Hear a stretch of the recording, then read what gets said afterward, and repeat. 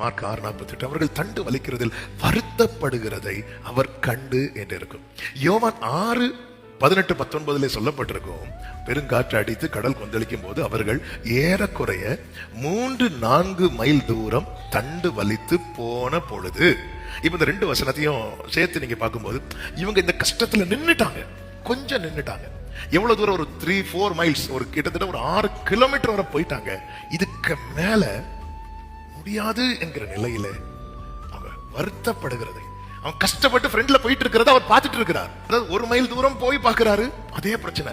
2 mile தூரம் போய் பார்க்கறாங்க, அதே பிரச்சனை. 3 மைல் தூரம். அப்போ இப்போ ஒரு கேள்வி வருது, சரி நம்ம பிசினஸ் தொடங்கியாச்சு, ஒரு 2 மாசம் பார்ப்போம், லாபம் இல்ல. ஒரு கூட 2 மாசம் கூட பார்ப்போம், லாபம் இல்ல. இன்னும் 2 மாசம் கூட பார்க்கலாம், ஒரு 6 மாசம் ஆச்சு, லாபம் இல்லைன்னு வரும்போது ஒரு பெரிய கேள்வி அங்க வந்தாலும், ஆமா நம்மளால அது முடியுமா, நம்மளால இது சாத்தியமா? கண்டிப்பா. ஏன்னா அப்படியே கொந்தளிப்பு இருந்துட்டே இருக்கிறது. இது யார் பார்த்துட்டு இருக்கிறா அப்படின்னா, கொந்தளிப்பே இல்லாத இடத்துல இருந்து இயேசு பார்த்துட்டு இருக்கிறார். ஏன்னா ரொம்ப யோசிக்க புரியாத காரியம். அவர் யார்கிட்ட பேச போறார்? யார்கிட்ட பேச போறார்? அவரு பிதா கிட்ட. பிதா யாரை பார்த்துட்டு இருக்கிறார்?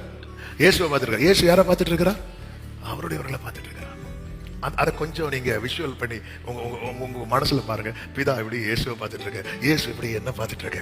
இது அப்படியே நம்மள அறியாம அப்படியே கனெக்ட் ஆகுதுல்ல, இணைக்குதுல்ல. இந்த அன்புக்கு இந்த அன்பு உன்னை மூழ்க விடாது.